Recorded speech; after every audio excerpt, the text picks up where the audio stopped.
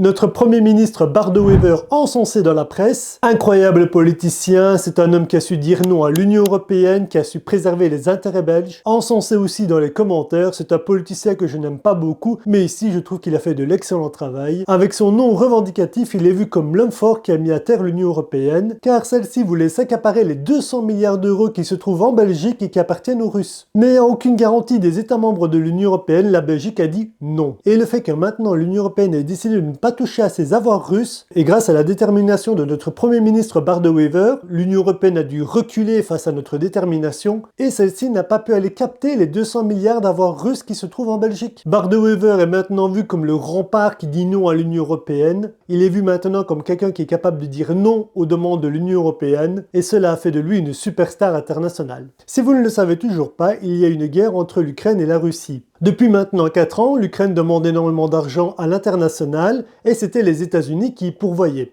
Mais avec Donald Trump, les États-Unis ont décidé d'arrêter de donner de l'argent car maintenant ils privilégient une autre stratégie, celle de dire à l'Ukraine maintenant il est temps que vous fassiez la paix, quitte à perdre de nombreux territoires. Alors maintenant que l'Ukraine a perdu un énorme contributeur, elle se tourne vers l'Union Européenne pour lui demander de l'aide. Mais voilà, le problème majeur avec l'Union Européenne, c'est que c'est pas les États-Unis. Les États-Unis, c'est la première puissance financière du monde. Elle possède donc un excellent PIB et surtout une excellente croissance. Et même si l'Europe possède aussi un grand PIB, elle n'a pas une forte croissance et c'est même une des régions du monde avec la plus faible croissance. Ces États membres, pour beaucoup, sont extrêmement endettés et donc prêter de l'argent est fort compliqué. Et donc, il a fallu donner à la population européenne un leurre, un mythe, une croyance. Le premier objectif était donc d'aller chercher les avoirs russes gelés. C'est quoi? C'est de l'argent qui ne peut pas être utilisé par les Russes et qui sont bloqués dans la banque. En Belgique, il y a à peu près 200 milliards d'euros. Et on s'est dit, il serait intéressant d'aller chercher cet argent pour pouvoir payer donc l'Ukraine pour l'aider à la guerre. Et c'est là que le leurre est mis en place. Pendant des semaines, on a vu les médias en parler pour expliquer qu'on allait aller chercher ces avoirs russes. Mais pourquoi je vous dis que c'est un leurre? Parce que tout le monde savait qu'on n'irait pas les chercher.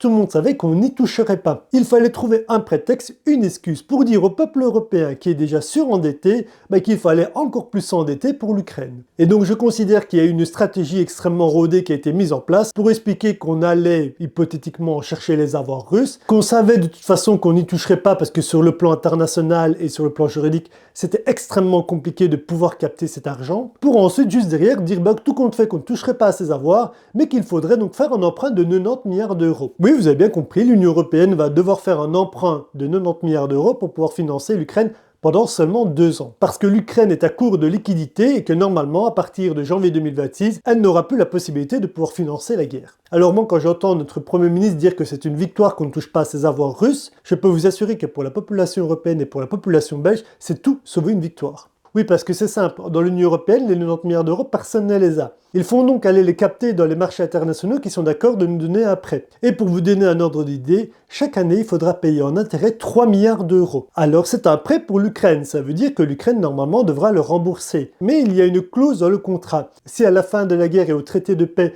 la Russie est d'accord de dédommager l'Ukraine, alors on prendra l'argent russe du dédommagement d'Ukraine pour se rembourser. Mais s'il y a un traité de paix et que la Russie dit « je ne donne pas un euro », alors l'Union Européenne aura donné de l'argent gratis. Non, mais en plus, elle leur a donné de l'argent gratis, mais elle va devoir payer en plus des intérêts dessus. Face à une Union Européenne avec des États membres extrêmement endettés, je prends le cas de la Belgique, parce que oui, en Belgique, la dette publique est de plus de 600 milliards d'euros, eh bien, c'est tout sauf une victoire pour nous. Je ne dis pas qu'il fallait aller capter dans les avoirs russes gelés, mais je dis simplement que si on avait pris cet argent, c'était de l'argent qu'on n'avait pas demandé à nous. Alors même si juridiquement, il aurait peut-être fallu rembourser plus tard. Alors pour comprendre un petit peu l'état économique de la Belgique, c'est pour le moment assez compliqué, puisqu'il y a eu les élections, et après les élections, il a été mis en place une politique d'austérité, où il a été demandé à la population de faire des économies de près de 10 milliards sur 4 ans. Et même à cette échelle d'austérité-là, il faut comprendre que la Belgique sera plus endettée en 2029 qu'en 2025, que la région Wallonne sera plus endettée en 2029 qu'en 2025, et que moi qui suis professeur à la communauté française, elle sera encore plus endettée en 2029 qu'en 2025.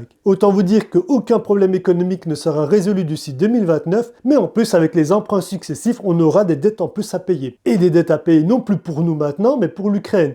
C'est pas comme si cet emprunt avait servi à l'investissement dans l'enseignement, dans les soins, dans l'éducation ou autre. C'est de l'argent qui va clairement partir en fumée puisque c'est pour de l'armement et aussi dans la mort. Alors qu'aurait-il fallu faire? Parce qu'évidemment critiquer c'est bien mais il faut proposer une solution. Le mouvement progressiste lui propose évidemment la démocratie directe. Il dit que les dirigeants européens ne peuvent pas se permettre d'octroyer un prêt sans l'autorisation de sa population. Il faut en discuter tous ensemble, mettre en place une démocratie directe parce que les 90 milliards d'euros c'est pas les dirigeants de l'Union européenne qui vont les donner, c'est vous, c'est votre portefeuille, c'est en allant travailler tous les jours. Vous avez donc le droit de demander à ce qu'on vous demande votre avis sur les questions internationales, comme continuer ou non à financer l'Ukraine. Ce n'est donc absolument pas une victoire de notre Premier ministre. Tout le monde savait parfaitement bien qu'on ne toucherait pas aux avoirs russes gelés. Il propose l'idée, on sait qu'on n'y touchera pas, c'est un sujet trop sensible, et derrière, on trouve une solution, soi-disant, en fait on vous demande de payer vous-même par un emprunt. Mais l'idée est lancée sur les avoirs russes gelés, parce que je ne pense pas que dans 2 ans, on pourra dire aux Européens, on refait un nouveau prêt de 110, 115, 120 milliards d'euros.